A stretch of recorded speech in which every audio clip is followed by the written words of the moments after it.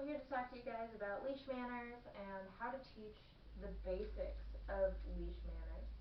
So I've got Delilah here with me, and she is wearing her martingale collar as well as her traffic lead, which is basically just a really short leash because that's really all we need, especially in a low distraction environment like my office.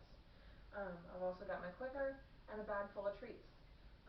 So we're going to start in a low distraction environment like inside your house, for instance, and then as she grows comfortable with leash manners and her positioning when we're walking on leash, we're going to take those outside to a low distraction environment outside, like your backyard, for instance. Once she's comfortable with that, you can move on to higher distraction environments like the park, a dog park, or a pet store. So the idea is you're going to want your dog positioned next to you where you want them to be. And for a couple times, you're just going to click and treat for them being in the right position. You do that a few times, get them used to the idea of where you want them to be, and then you can start actually walking. We use a phrase, "with me," as our cue for we're going to be walking. So I will say that every time before I start walking. Pick a phrase that works best for you, but you want to just start for a couple steps like this, and whenever they fall into position, click treat. With me.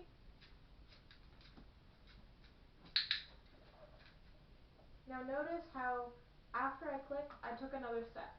You want to click and then stop instead of stop and then click. With me.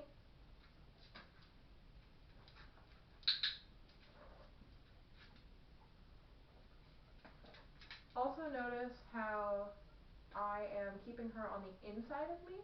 That way if I need to reposition her with my body in case she gets in front of me, I can step in front of her. Also, another thing to note is before I start moving, I always say our phrase. With me. Another thing to note, vary how many steps you take every time. Because dogs will pick up on the whole, oh, she's taking 5 steps and then clicking, 5 steps and then clicking. So I'll just assume that every 5 steps I can stop and get a treat. But we don't want them to fall into that behavior. We want them to be watching us for our next cue. With me. Also notice that I don't stop in the same place every time.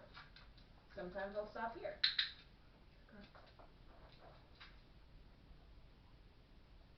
With me. Or for the ease of filming, I'll stop back here.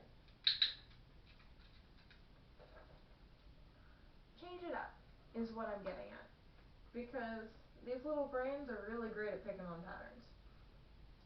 But anywho, that is the basics of leash manners.